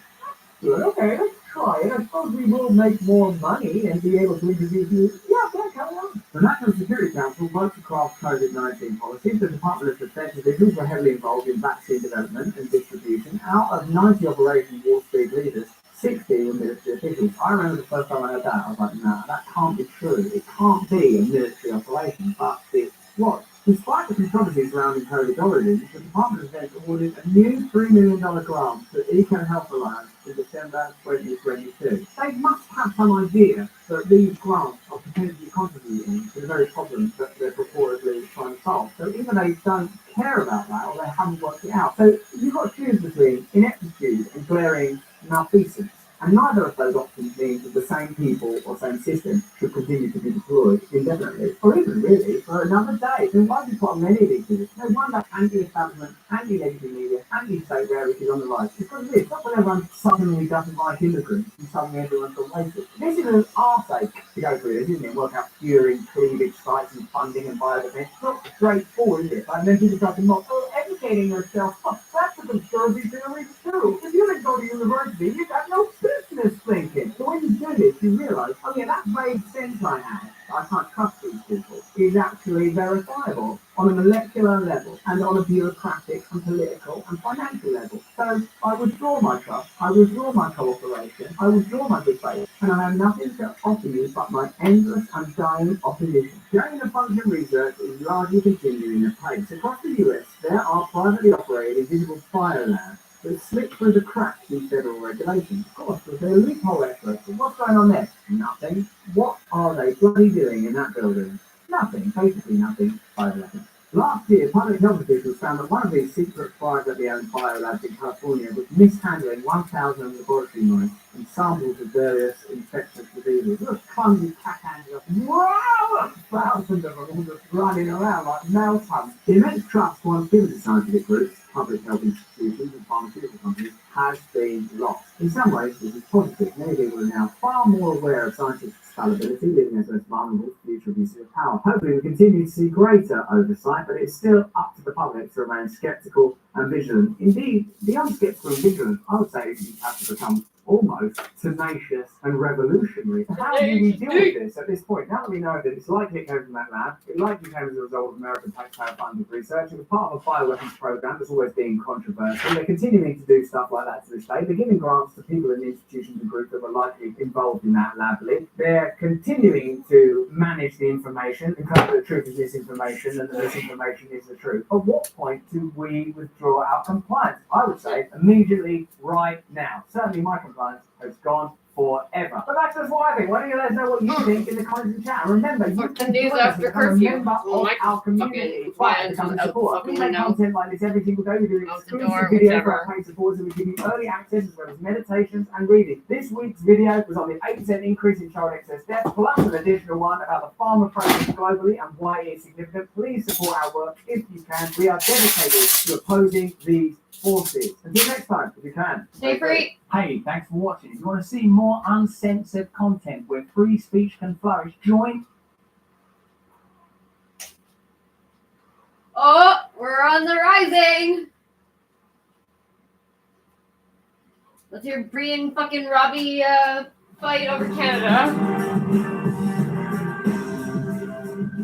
This should be embarrassing. Trudeau, a Canadian federal judge, has ruled that Trudeau's Trudeau's controversial use of the Emergencies Act during the 2022 Freedom Convoy trucker protests in Canada was, quote, unreasonable and unjustified. Trudeau used the act to seize the bank accounts of protesters and ban public assembly in certain areas, amongst other widespread anti-protest policies. Now, as a reminder, the Freedom Convoy protests were pushed back against the government's COVID-19 vaccine mandates and lasted several weeks during the early months of 2022.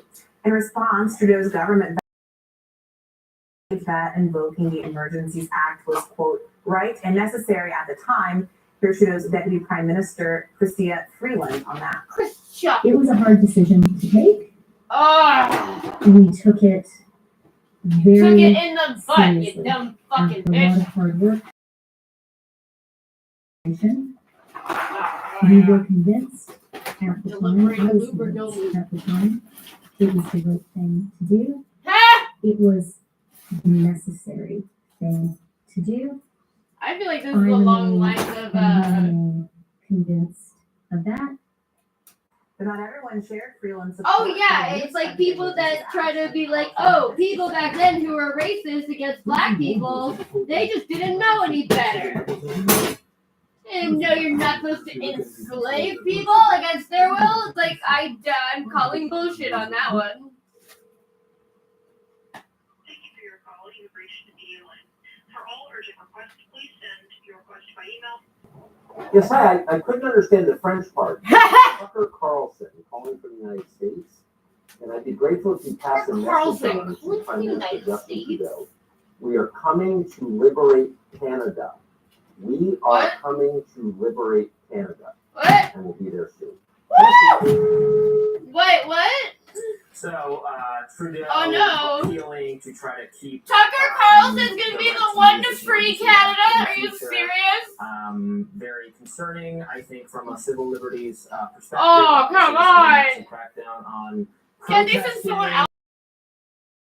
On the banking aspect is something that we both found very troubling. That you can be unbanked, unpersoned financially in that way. I also support their cause. They were organizing against having to be vaccinated. Truckers being, even if you're buying into let's say I don't, but let's say you buy into the need for vaccine mandates under some circumstances. This was a group of employees that are about as remote as possible, that drive big trucks, aren't going into a lot of offices, aren't interacting with a lot of people. Remember, that was the argument for vaccine mandates at the time, to slow the spread, and if you're interacting with a lot of other people. Now, of course, there's also a lot of reason, I think, to doubt vaccine mandates in those cases as well. But truckers were an especially sympathetic group to have an exception from that, and were subject to the Emergencies Act being deployed.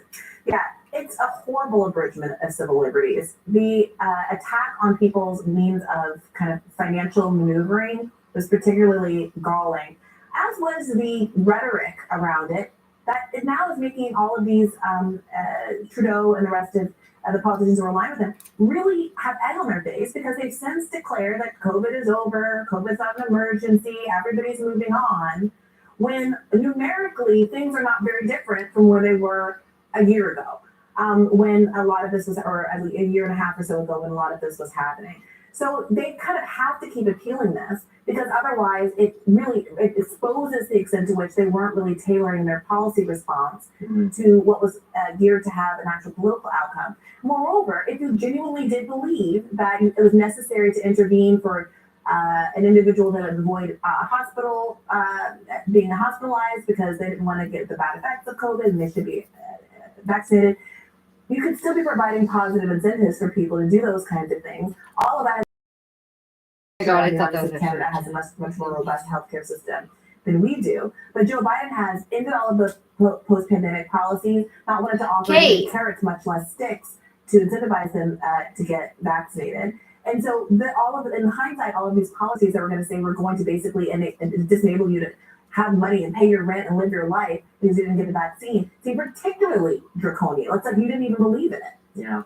Former Congressman Justin Amash, who's libertarian, I saw said on Twitter that he wants legislation on the U.S. side to sunset national emergency. That is just way too easy for government to declare a national emergency and have it go on forever. He says he would that when he was in the House, he introduced the National Emergencies Reform Act, which would automatically sunset emergencies after a period of 60 days unless they're reauthorized by Congress. Because that's another thing. We don't just want the president, and if you're a Democrat, you can fear this if it was Donald Trump too. It's not a partisan thing. Just declaring national emergencies, and obviously this happened in Canada, but forcing people to get vaccinated, or forcing services like PayPal or whatever else to unbank it. Like, that's all very concerning.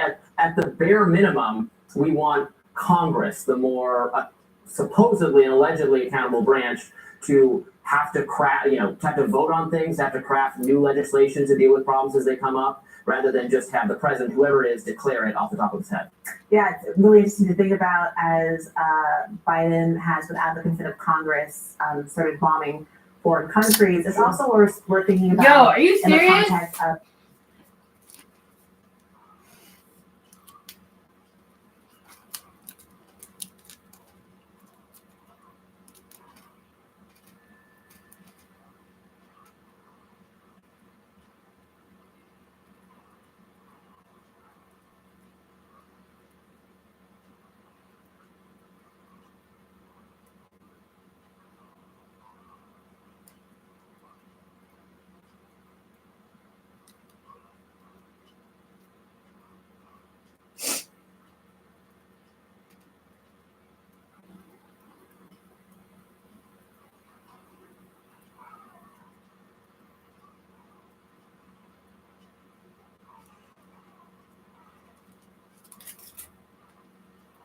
like when you have children, you don't abandon them when stuff is good together.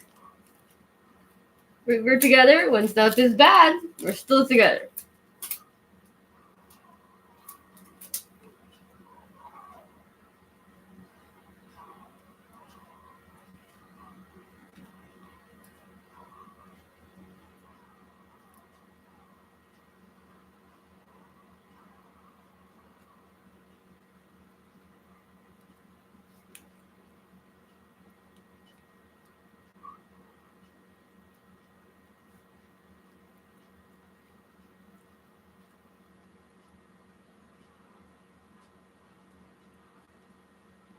Most people I see with money do not have boots on their dogs.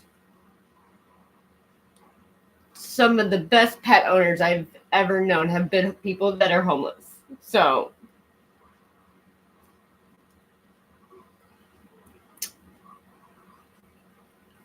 I'm totally part of a community that there's a lot of dogs.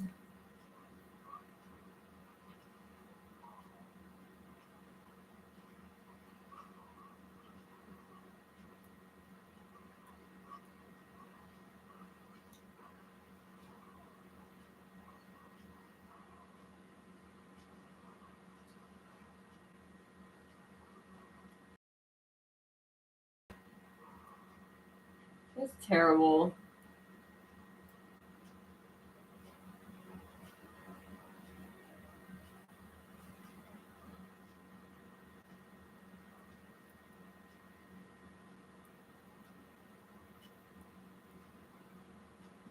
I want to chase them and try to rub salt ice on their bodies.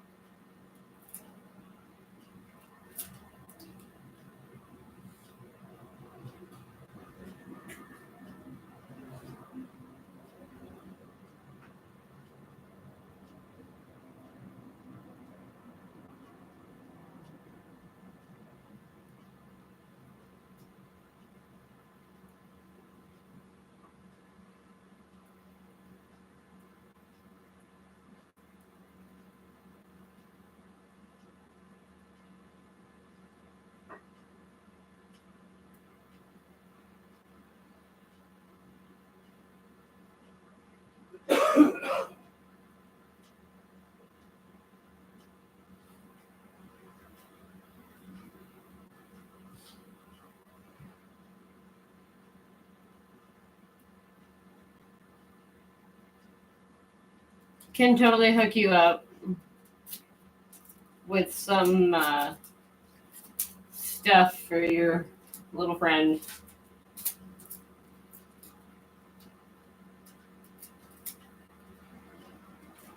Just like PM me an address. PM me an address.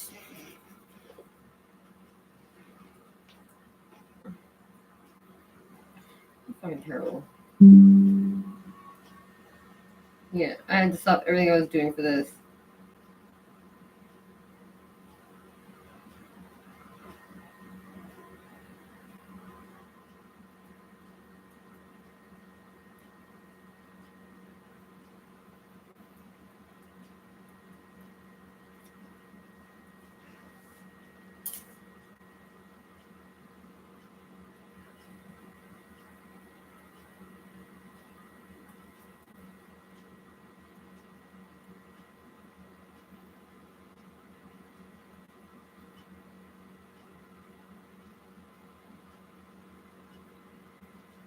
Poor fucking thing.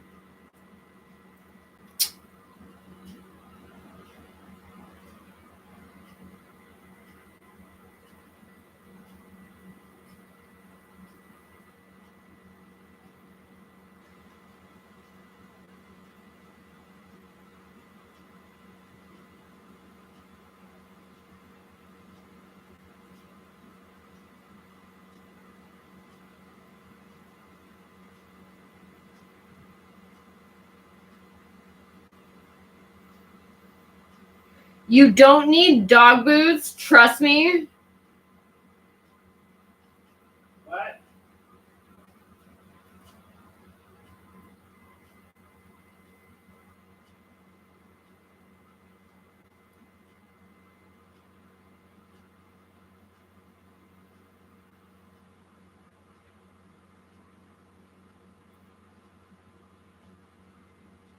Yep.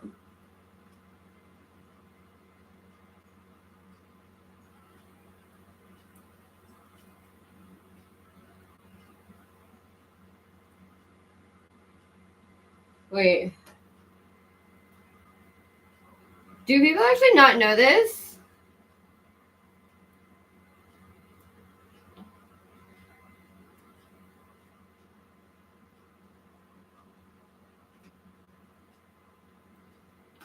Are you fucking serious? People are like putting all kinds of weird concoctions on their fucking dog's feet.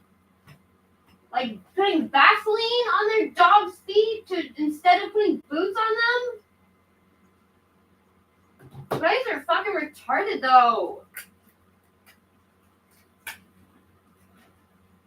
So this guy apparently got a dog, and the dog is like 6 months. But the guy doesn't have money for shoes or a coat. It's a doodle, some kind of a doodle of some kind, labradoodle, I guess, or something like that. And the person was asking if anyone has like old dog coats or shoes that they can get hooked up with. And a bunch of people were like, if you can't afford your dog, you shouldn't have bought it. Like, you shouldn't have adopted a dog that you can't afford. And like, there's a bunch of other people who are like, yo, fuck those people. Like, absolutely not fucking true. Like, me and my dog, we are doing good. We're together. We are homeless. We're together. Like your kid. You do not abandon them. You get your shit together. I just don't understand how people don't. Like, and like, I remember people used to come to. It's just because they don't know better. Probably the reason. No, but like, I'm trying to go up to people and correct them, and people really, it's kind of like correcting people's parenting. Like, people really don't take it well ever. So I stopped doing it. Like, I went up to somebody because their dog couldn't walk. They had two little tiny dogs, and the dog was like fucking freaking. She's like, "What the fuck's the matter with you?" Like, she was like her and her mom, like, for fucking just like freaking out. They're like, "What is wrong with you? Why didn't you ever walk?" And they're trying to drag down the street. I was like, stop, please, like. And they're like, okay. Lighters? Like, you don't have 100 lighters? I'm gonna kill you. You steal one of them all the time. Kill you.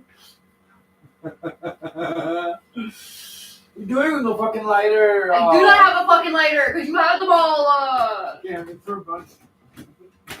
Let's fucking bombard you with.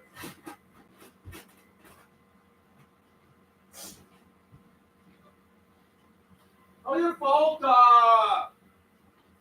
have all of them. There. In your purse. Almost in my purse.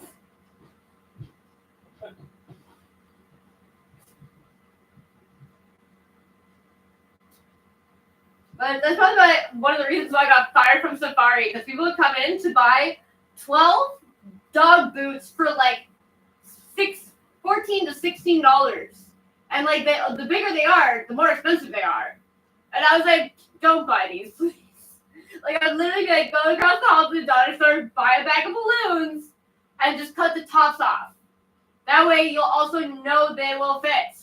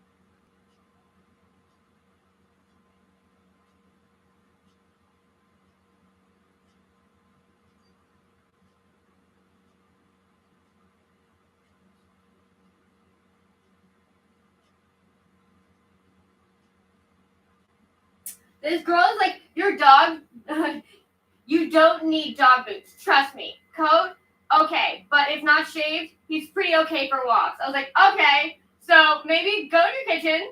This is literally what I just said to this girl. Go in your kitchen, put some ice or some salt on your arm, and then rub some ice on it. Then you can come and tell me that the dog does not need fucking boots. You're an asshole. Like, you are literally such an asshole.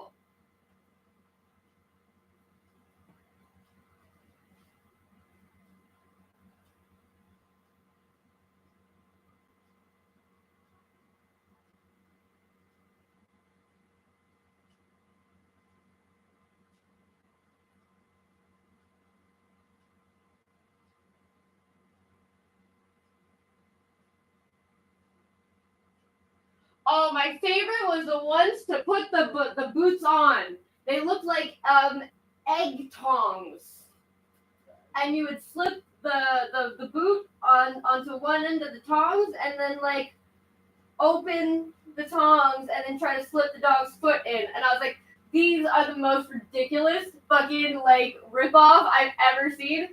I even told my boss, I'm like, I'm not selling these. You know that, right? Like I've been trying.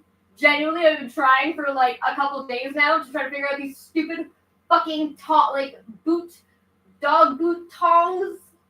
But like, this is such a fucking scam. Like, these are stupid as fuck. It's just a matter of like fucking having to learn how to put your dog boots on. Like, it takes a couple times, and it's also funny to watch the first time they put boots on. They all do the funny walk thing.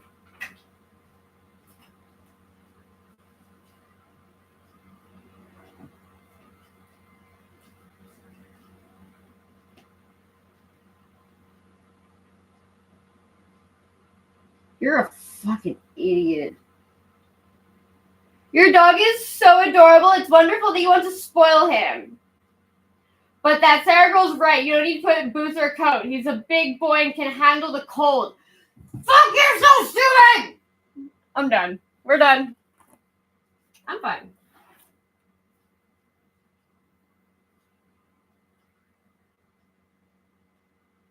I cannot believe how stupid this fucking person is. I cannot actually believe how stupid this person is.